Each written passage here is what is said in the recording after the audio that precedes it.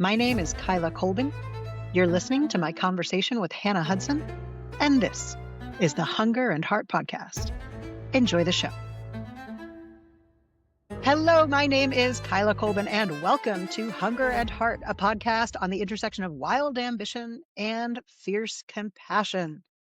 My guest today, a little bit unusual. So we have just returned from a filming trip to the United States for a project that we're working on in collaboration with the U.S. Soccer Foundation. The U.S. Soccer Foundation is a nonprofit that is dedicated to uplifting the sport of soccer across the United States with a particular focus on marginalized communities. And they have an initiative going called Yes Coach, which has a target of upskilling 100,000 coach mentors across the United States by 2030.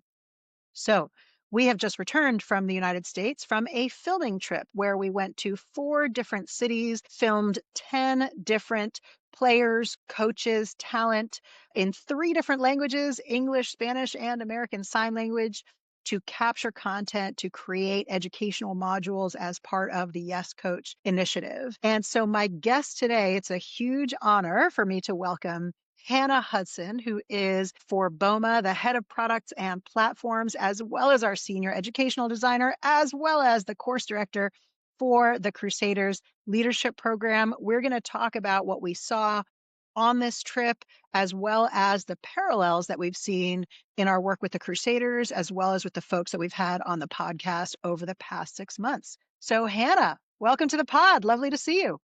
So great to be here. I'm really, really excited for us to unpack together the mammoth last 2 weeks that we've had and how that links to all of the other work that we do. There's so much richness in exploring where all of these pieces come together. And so I think we're going to have a really fun conversation today.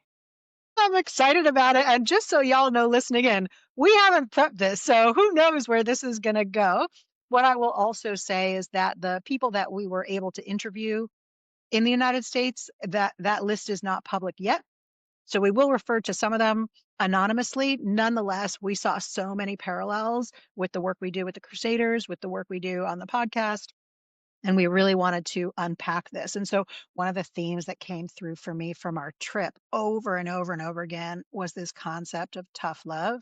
And we really drilled in, didn't we, with our talent on how do you know there's love there? Like, what is the love part of the tough love? And something that I heard over and over again was people saying, because I had so much confidence that this person cared for me, I was willing and able to do things that I might not otherwise do. And it calls me back to one of my favorite guests that we've had on the pod, Christy Jenkins, who talks about the relationship between coach and athlete, and what brings to the athlete is belief, and what the athlete brings to the coach is trust. And the coach is going, I believe in you. I believe that you can do this thing that you might not imagine you're capable of. And the athlete is going, okay, I trust you. I will take your word for it. I'll give it a try. And that combination is what can bring things out of people that they weren't even aware were possible. Yeah, 100%. And one of the things, so one of the people we spoke to in the US was a track coach, and she coached hurdles. And she, for me, exemplified tough love at its like toughest and most loving. And that was so interesting to me. She talked about times where she would have to tell athletes, like, we're done, like, we're taking a break here because whatever exchange they were in was so heated and tough. And I was putting myself in the shoes of the athlete in that situation and wondering, like, how that must have felt, because I was imagining myself reacting of like finding that being in that position really tough, and tough in the sense that not wanting to let that coach down, or like having done something wrong because I disagreed with them. And the thing that was remarkable to me about that coach as I was listening to her talk about tough love was how quickly she would move on from those moments to be like, I'm always here for you, and that her love towards her athletes was entirely unconditional on the heated exchanges that they might have had. And so to get to experience that when I put myself in the position of what it could have been like as an athlete, and to have that like this love is unconditional, and also like we're gonna go at it, was really quite like, I'm still not quite sure where I sit on some of that thing. Like, I in the sense that depending on your background or your context or whatever it is, like I can imagine that's a really difficult situation to learn to navigate. And especially we would, like in this example, we are talking about high school aged athletes. But I was also thinking about what a gift it would be to have someone in your life where you could almost, not necessarily show them your best self, and to know that that didn't ultimately alter the relationship that you had with them, I think is just like, what more could you want for young humans and for athletes and for, whoever someone is leading? For all humans, really, right? To be seen in our entirety with our flaws and our, moments where we're not as shining as we might otherwise be. Two things came up for me in what you were just saying. One is another theme that came through over and over again, which is everybody's different. And as coaches, as leaders, our job is not to coach in a way. We hear this with the Crusaders as well. We've heard this from multiple people in the podcast. It's not to coach or lead in a way, it's to coach or lead in the way that will get the most out of this person. And then the Hmm. other thing that I heard in what you were just saying is a theme that's come through over and over again, and something that's really been informing a core belief that I've developed, which is that the definition of success as a coach or as a leader is not to win games. It is to provide an environment where our people can flourish. And if we do that, then we have a good chance of winning some games along the way. And one of the things we've talked about a few times on the podcast already is that you can actually win either way.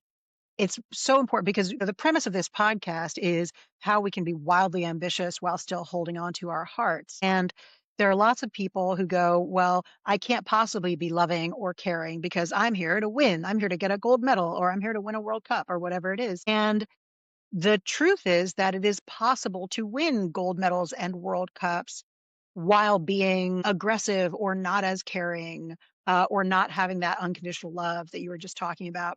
And I'm always mindful of not kind of pitching what we're talking about as you will get better results because of this, and that's why you should do it.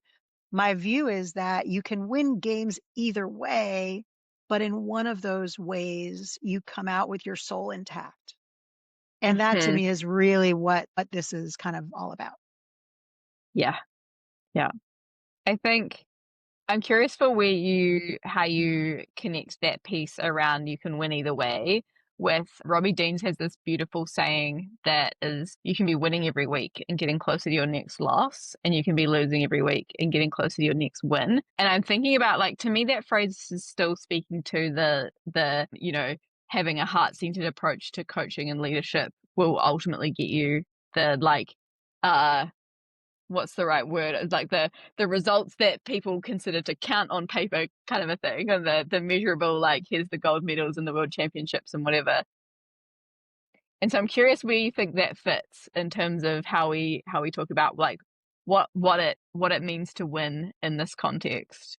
I love this question so much, and I just wanna, give credit to Joe Kennedy, who's from the Obama Foundation, who is the head of the athletic center at the Obama Presidential Center and the director of, sports leadership programming. We had him on the podcast reasonably early on, and he said almost the exact same thing, that he goes, "You could be winning barely, or you could be losing but getting much closer to your next win." And so there are a couple of things in there. One is it circles back to what you were saying from our track coach, which is that she would give her athlete a hard time and then how quickly she would move on.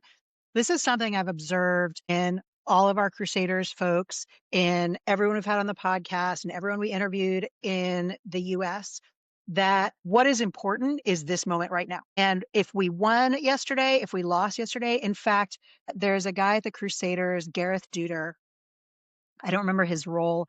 So if you're listening, Gareth, forgive me, but he is awesome. And he gave a talk at my stepson's prize giving, rugby prize giving, high school rugby prize giving. And his talk was about the concept of zero. And he walked us through a Crusaders season where they're going, We play this first game, we won, 67-8. I'm making up numbers, right? But we won 67-8. Next day, zero. It means nothing. We start again. We play the next week, we lose, 47-3. Next day, zero. We start again. And this idea that actually whatever happened yesterday is in the past, and our job now is what's in front of us right now.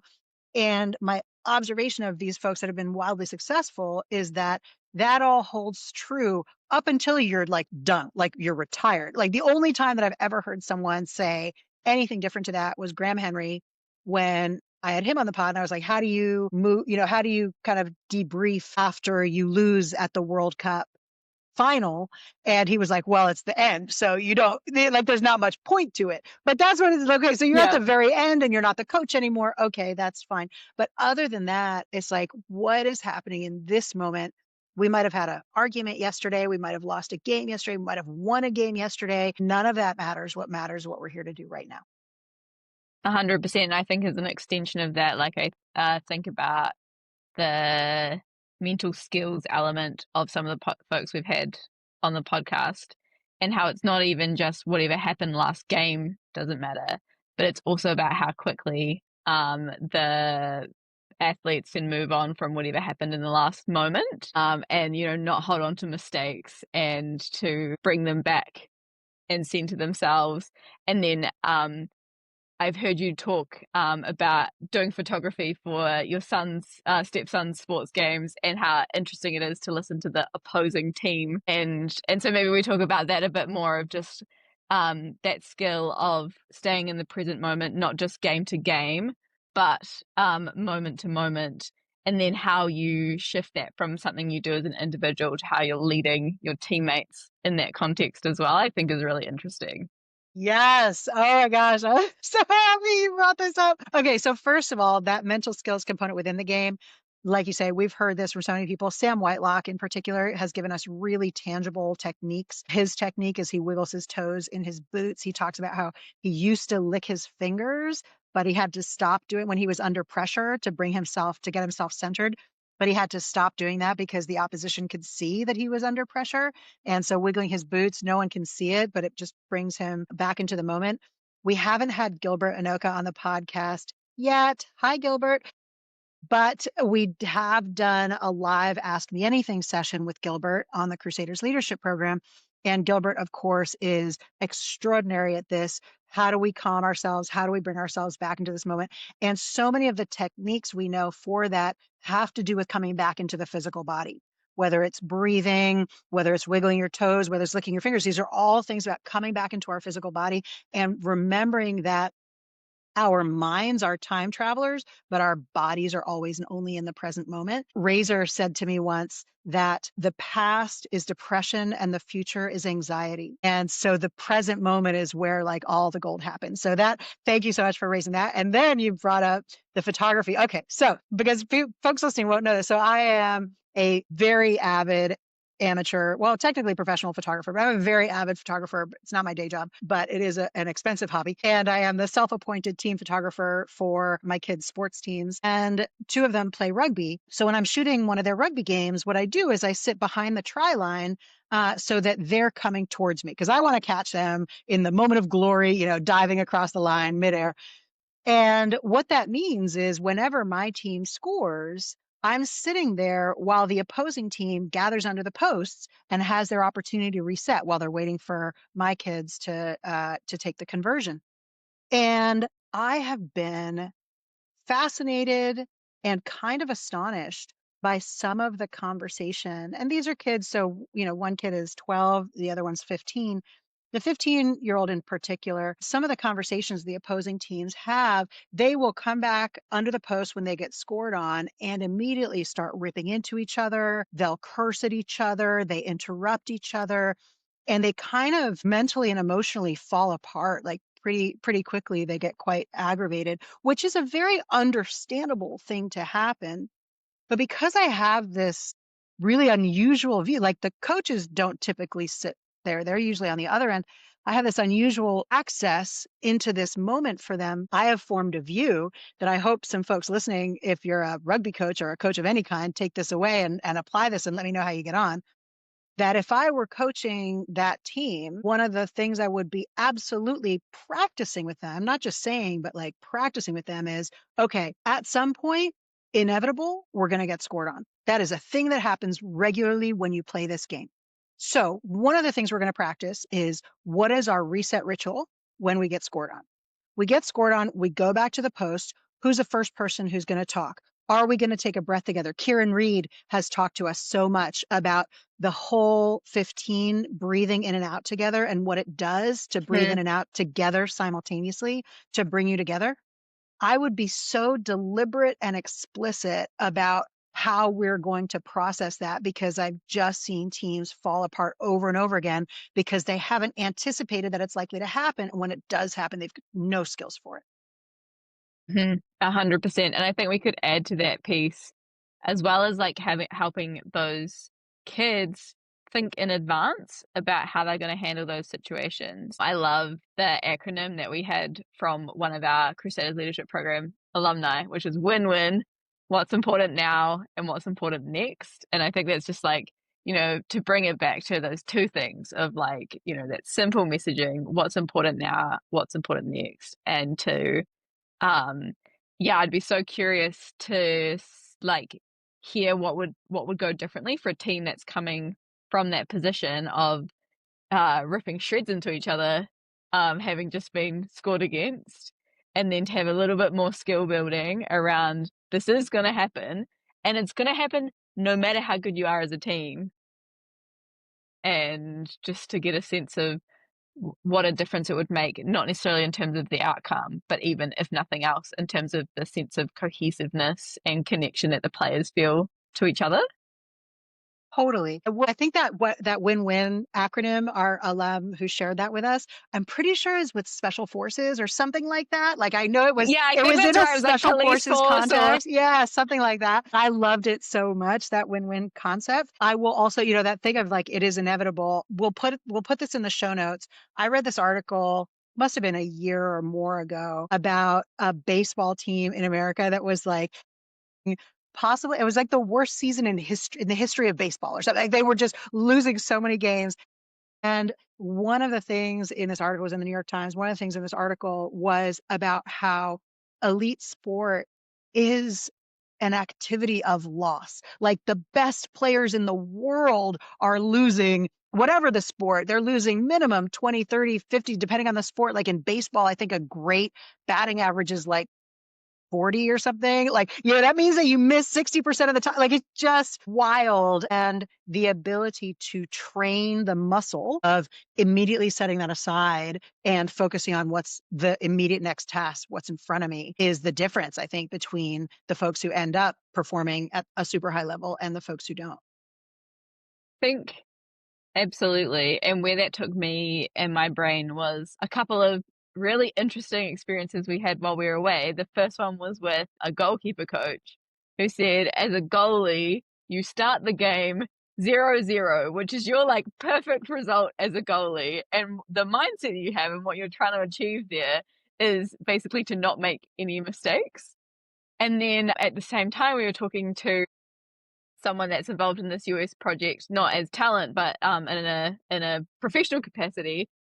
And she was telling me that you can probably pick the position that people play on a soccer field based on their personality. And so then me being new to soccer, I was like, oh, so what position did you play? And like, help me understand how all these things fit together. And she talked about she was a striker. And so for her, it's not about minimizing the number of mistakes. For her, it's about creating as many opportunities as she can to score. And actually, it doesn't matter how many times you miss, as long as you're making more than, you're making more than the number that you're missing. That's someone going through. And so I thought that was such an interesting kind of metaphor for life around some people's roles and jobs, and I guess psychological predisposition is we're needing to minimize the number of mistakes versus someone else who's trying to maximize the number of opportunities, which I thought was a beautiful wee moment. It's so good. I remember that conversation with the goalkeeper coach and how interesting it was to me that, as you say, they start with the perfect result. It's basically a deficit position. Like you start as well as you possibly can, and you can only go downhill. You can stay the same or you can go down. You cannot Yep. improve over the course of the game. And one of the things that reminds me of is there's a similar mindset in cybersecurity of all things. Here we're talking about football and, coaching and all that kind of stuff, but same with cybersecurity, where as a hacker or as a malicious actor, you only the I remember Condoleezza Rice was she's Secretary of State. Sorry, I should know her exact title. I think she was Secretary of State in the George W. Bush era. And I remember her being interrogated, grilled, interviewed by the Senate or Congress, and her saying, "We have to be right every time. They only have to be right once." Mm, So it's the same with like the goalie position, right? But what that does to your mindset. And then when you think about, to your point, when you think about striker, one of the things I thought about, like I heard about, I don't remember the world record for number of saves in an international game or something. And where as soon as I heard it, where my mind went to was, okay, if I'm coaching any team, my line is going to be the world record for the number of saves is this many. Our job is to get that many plus 2 shots on goal or plus 5 shots on goal. Like that's basically all we need to do. And to your point, it doesn't matter how many get saved, right? Like it matters mhm, how many shots we have and how many we can get in. 100%. I'm curious how you think that difference in mindset, like, plays out in terms of, like, whether one is more optimal than another and in which, because what we're talking about here is that in some situations, it's an optimal mindset to be like, "How do we minimize the number of mistakes?" And in other situations, it's, "How do we create opportunities?" And so, but I think in our culture generally, I would suggest that there's probably a disposition to rewarding the or favoring the how do we maximize opportunities mindset as I think is probably more the cultural norm than how do we minimize mistakes. And so Are I'm you curious saying as the Boma cultural norm or the no, I'm saying the New Zealand Western world cultural Western norm. world culture? Interesting. Do you agree with that or no? Yeah, I'm not sure that I do. Here's there's a saying, there's an old-fashioned-ish saying, in America, which is nobody ever got fired for buying IBM. And the meaning of that saying is you're not gonna get fired for doing the safe thing, even if the safe thing doesn't end up opening the opportunities that you need. I Mhm. have an observation that human beings generally, we are pretty terrible at assessing risk. And one of the reasons we're terrible at assessing risk is that often when we're calculating risk, we fail to calculate the risk of doing what we're already doing. So we'll consider a new course of action and go, oh, well, we shouldn't do that because it might go terribly wrong. But we don't consider, well, if we keep doing what we're doing, what could, are we comparing those things equally to each other? So there's a thing that now in Silicon Valley startup culture, bias towards action, move fast, break things. Absolutely. Like run and don't worry about the law or humanity or, like our mental health or any of those things. We'll work all that out later. So I think it does. I think it's there. I think it does. It is contextually dependent. Jeff Bezos, I think it was Jeff Bezos, talks about type 1 versus type 2 risk. And there's a thing there of, what are the kind of penalties for failure? And if the penalty for failure is the company goes under, then obviously we're going to take a very different approach. But if the penalty for failure is we try this and it doesn't work, then we should just go for it. And I find that to be a useful way of thinking about these things, of going, Mhm. okay, what's optimal? What's optimal depends on the circumstance and the role. So what's optimal if you're a goalie is to play it safe, is to make sure you're doing everything in your power to like minimize risk. What's optimal if you're a striker is to shoot as many times as you possibly can in the hopes that 1, 2, 3 of those, 30 shots go in and you get a bit lucky. Mhm. Yeah, that's so interesting. So interesting. And I think then you add if you layer up to that in terms of, translating sport into leadership is also, soccer, it's a fixed field with fixed rules that everyone has a common understanding of, And I think perhaps when you move into more complex, not in the like intellectual sense, but more in just the like less clearly defined rules of the game, how again, I think probably that uh you just have a shift in how you apply those two different mindsets because the ground underneath you is moving in a way that is not true of soccer. I'm so glad you raised that because it is one of the questions that comes up a lot in our work that people are curious about, which is, we're using sports as a vehicle, as a conduit to talk about values-based leadership and to invite values-based leadership. And there are so many parallels that we can draw from the sports world to the business world. And to your point, they're not exactly the same. In the business, so for example, with the Crusaders, their week follows a very particular rhythm. They have a very particular way of reducing cortisol or testosterone and increasing cortisol after the game and then increasing testosterone as they go through the week. And they have to peak for the Saturday. And like, there's all sorts of the coach is more involved at the beginning of the week and they hand over to the Mhm. players more towards the end of the week, all sorts of things that are very specific to that rhythm that professional sports have. That being said, as someone who does not come from a professional sports background, I have learned so much about leadership from my engagement with these folks. And so specific things like, how do we make sure that we're all on the same page in terms of behaviors? How do we address behaviors that fall outside of the code that we've agreed on? And, Kieran Reed comes to mind here, where he gave that beautiful answer at one of our Ask Me Anything sessions about what do you Mhm. do when someone is not behaving the way you've committed to? And he said, my first question is, how are you? Because I know they want to be in this environment. I know they're committed to being here. And so something must be going on if they're not showing up the way we've agreed to show up.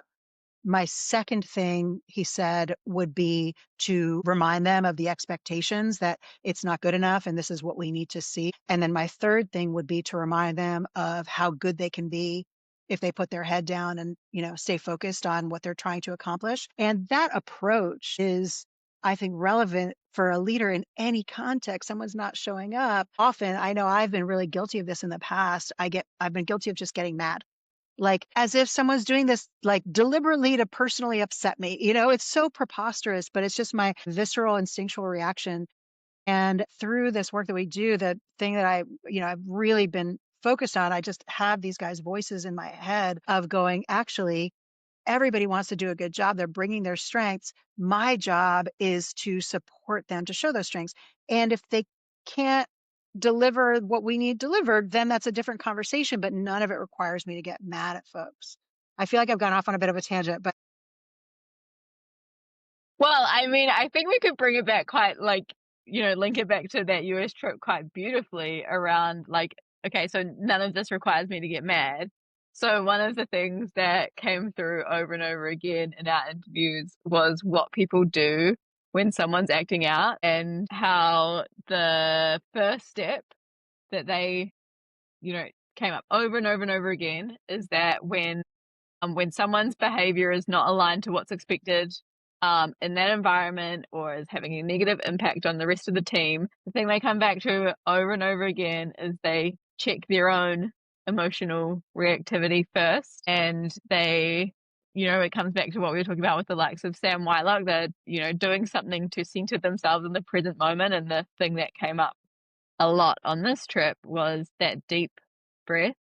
And I think that thing of like any kind of behavioral management piece of leadership or of coaching or however it plays out, having that starting point of self-awareness and of how do I need to be in this moment. And then what Kieran was describing is coming into that conversation with curiosity.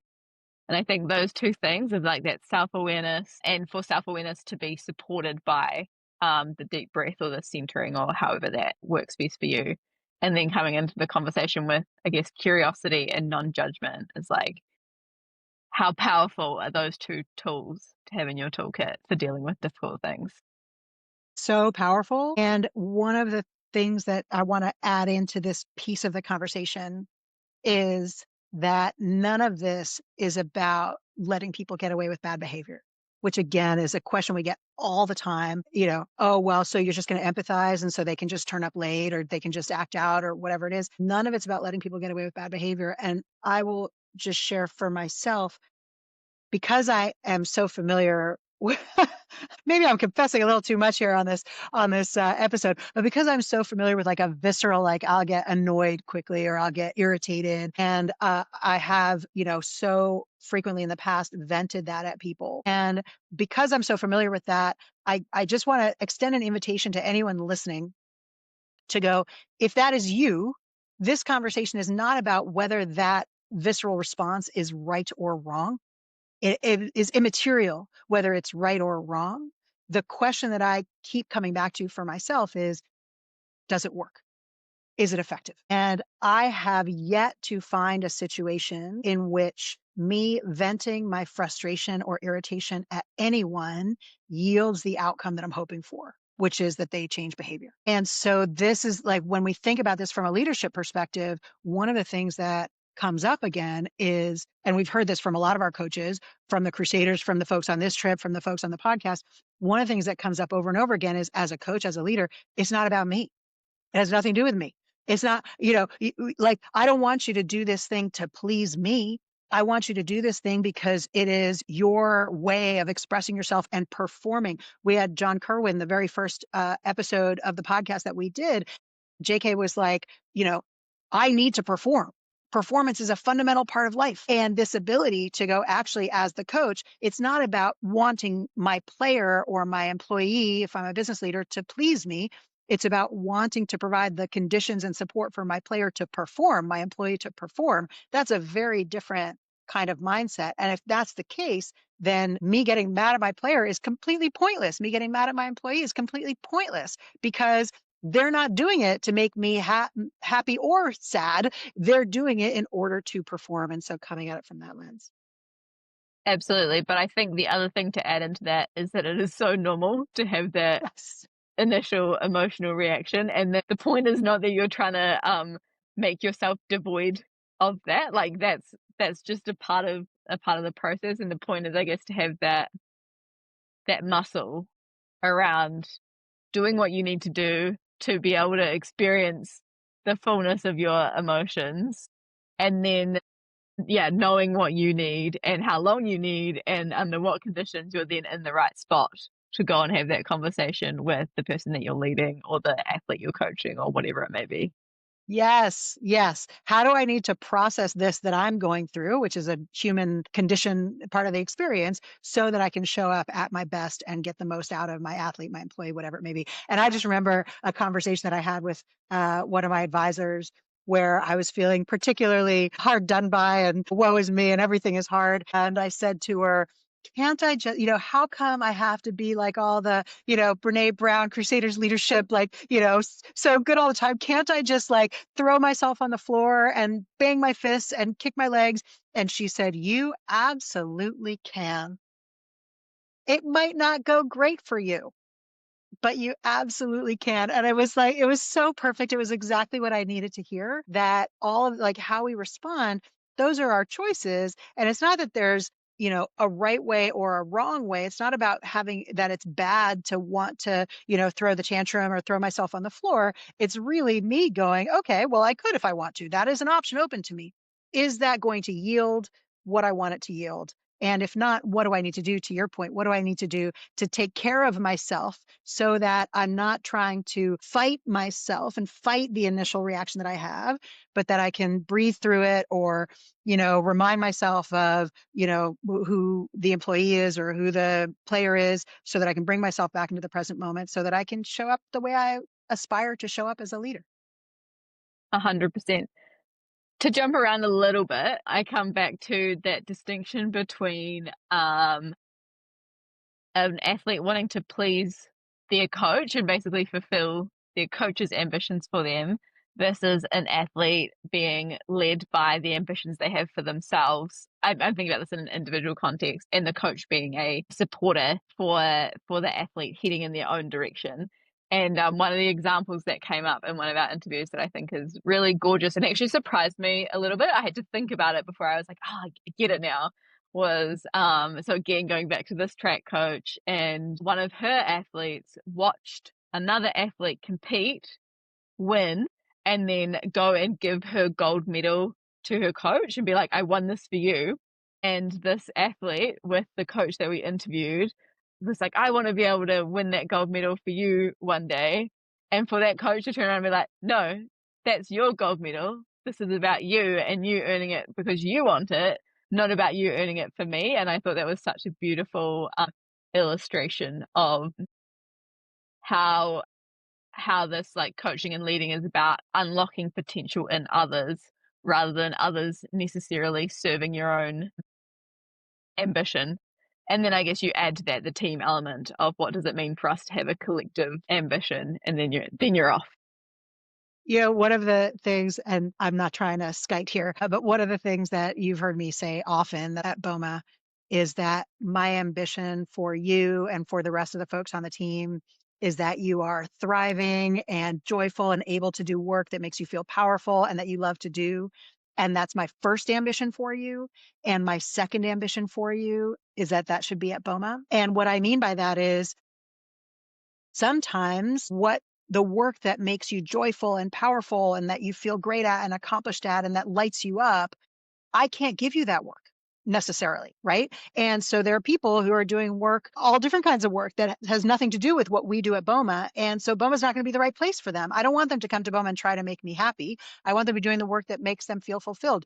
And then my job is to earn your participation in the collective experiment that is Boma. And to do Mm, that, it means I have to show up every day going, okay, how do I create the environment where the things that light you up, that make you feel fulfilled, that let you perform are in place and that I'm supporting you to do that. 100%. And I think you add to that, then there's like some kind of compass for where we're going together, because what we're not trying to achieve is like a whole lot of people moving in separate directions because that's the thing that lights it up. It's like, how do we combine the things that light all of these individuals up and that speak to their strengths and the way that they get joy from their work to achieve something bigger as a collective.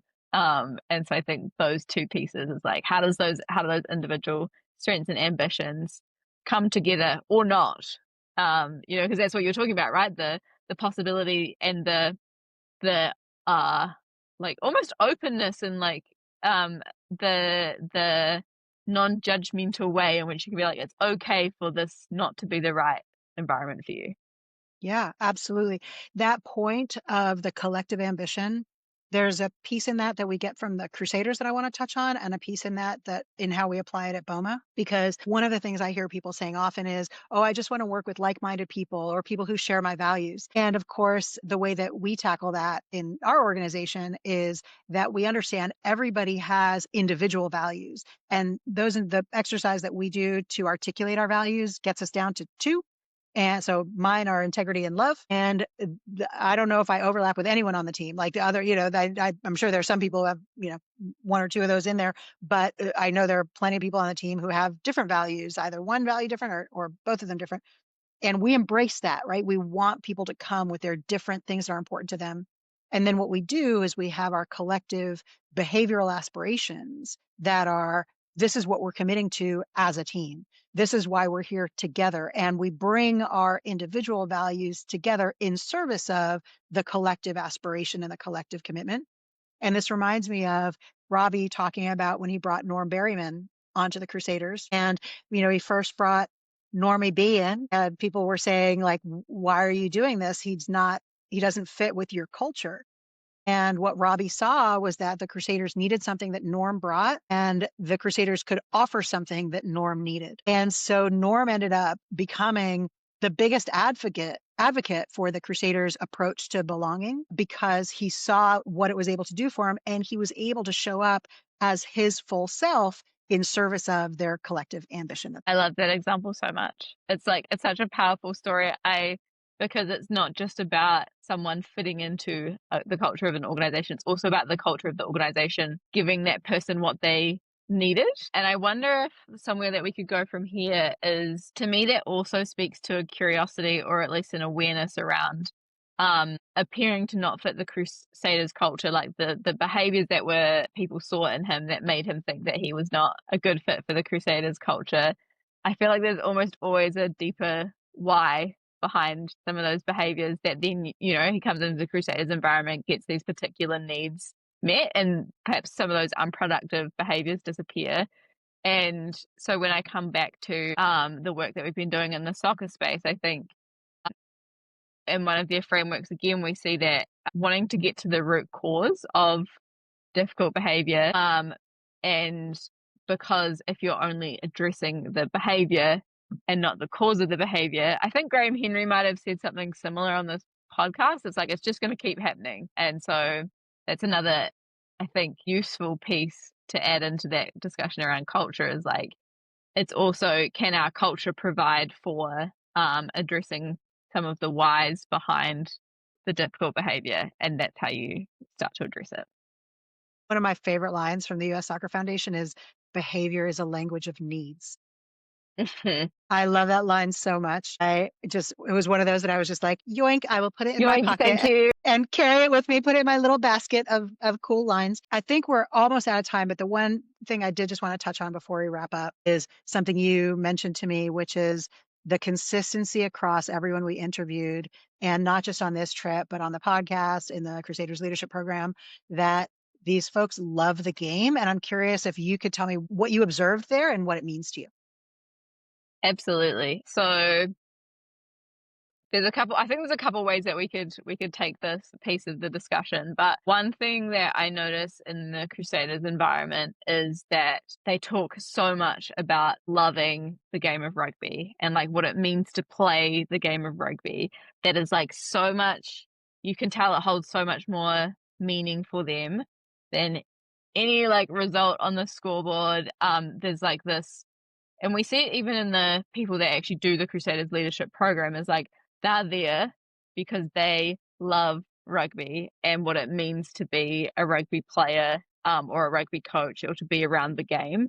I'm an outsider in that environment. Like, I can't explain to you what it means to love rugby the way that these folks talk about loving rugby, but what I glean from what they mean in that love of the game is that to be someone that loves rugby means you have to be a great teammate, and that you're there for something that's more than winning games, and that you know what it feels like to go through tough things because you've had your you've had your head in the scrum next to your buddy, and because they have this common experience around what it means to play rugby, there's almost this like short circuit bond between rugby players, even if they've never played together, come from wildly different parts of the world, whatever it is. I think that's and then what's interesting to me is we started to see that exact same concept play out in soccer around that deep love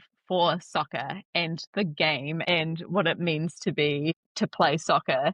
And perhaps the place that we could finish this conversation on is one of our interviewees was talking about how soccer is just the vehicle. And I think that in some ways those two ideas almost seem opposing, of like, oh, there's all these amazing people. They start from a place of we love the game, but also that soccer is just the vehicle.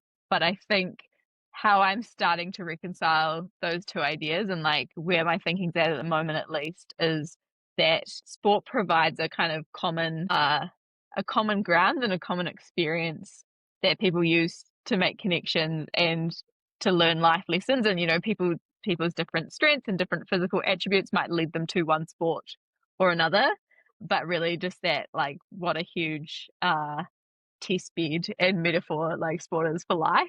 And that's what I see our talent talking about in terms of the sport being just the vehicle of, like, as coaches, they're trying to develop good humans and whole humans and humans that have the skills they need to go out and reach their potential in whatever domain it is that they're trying to reach their potential in. And like, what a cool, like, what more could you want? What a cool environment to be facilitating as a coach for these humans. We did hear that over and over again, that the coaches were all talking about how their job is to just support these people to grow into good humans, and that the vast majority, certainly in the sports space, certainly when we're talking about the youth coaching space, the vast majority of folks are never going to become professional athletes. And the success in that instance is not measured by, well, this person ended up, going to the Olympics or whatever. Success in that instance is measured by, wow, I was able to understand what it is to have people rely on me. I was able to understand what it is to have discipline, to practice discipline. I was able to understand what it is to achieve something for myself and not just for my coach. One of my favorite guests on the podcast was, I mean, they're all my favorites, of course, but one of my favorites was Zoe McBride, who we just had recently, the rower, and her journey, and when she chose to step down, and she'd been going for that Olympic gold medal and getting kind of thwarted along the way, and her mental health was really suffering. And the question she asked herself was, if I win the gold, am I going to be any different the day after? I'm not. I'm still going to be living with myself. And that shift from my well-being is dependent on the outcome to my well-being is dependent on my relationship with myself and others and my ability to show up and express myself fully and be aligned in my physical body, my heart, my mind, my words, my actions, all of those things. That is the shift that we start to see in some of these folks who have really come through, just some of the extraordinary leaders we've had the privilege of talking to along the way. And that's certainly my hope for everybody, really, is that we get that opportunity to go, actually, my worth as a human being is independent of my ability to win a game or win a medal. My worth as a human being is intrinsic and eternal and has nothing to do with the scoreboard. Absolutely. And, I feel like we can't wrap up this conversation without touching on one final thing if we cram in one more thing, and that is that over and over again, and the thing that, like, I'd get tears in my eyes every time I heard it is just to remind ourselves, like, what an impact a coach can have in someone's life, and sometimes that impact is, like, profound and life-changing, and they may never even know that that was the impact that they had. And so, I think that applies to leaders. If you're in a position where you are coaching someone, where you're leading someone, you have potential to make an impact that could literally change someone's life. And, like, what a what an honor. What an honor to be in that position, and to treat that honor with, like, to really give it your heart and take it seriously. To treat it with reverence, say, like, we know that the number one reason people leave jobs is because of their managers, because of, yeah, what gets defined as toxic management. And to realize, I often think of my own relationship to power. And the way that I think about it is that sometimes I can wear it like a backpack. And sometimes I'm in a little shop full of knickknacks and I can, without even realizing, turn around and like knock over a bunch of things. And to realize when we're in that position, that fortunate position of having people look to us for some kind of leadership, like you say, it's an honor, it's a privilege, it's a gift, it's a responsibility, and it is an invitation to create space for others that we should never take lightly. Hannah, this has been so much fun. I've loved this So good. conversation. Thank you so much for tuning in. Thank you for spending your sacred, precious, non-renewable time with us. Would love to get your feedback on this conversation, what resonated for you, what stuck out to you, what surprised you. I, as you can tell, get the real gift of working with Hannah on a day-to-day basis. It's a real delight in my life for sure. And I hope you've managed to glean some of her wisdom from this brief time on the podcast today. Thanks so much for listening, and see you next week.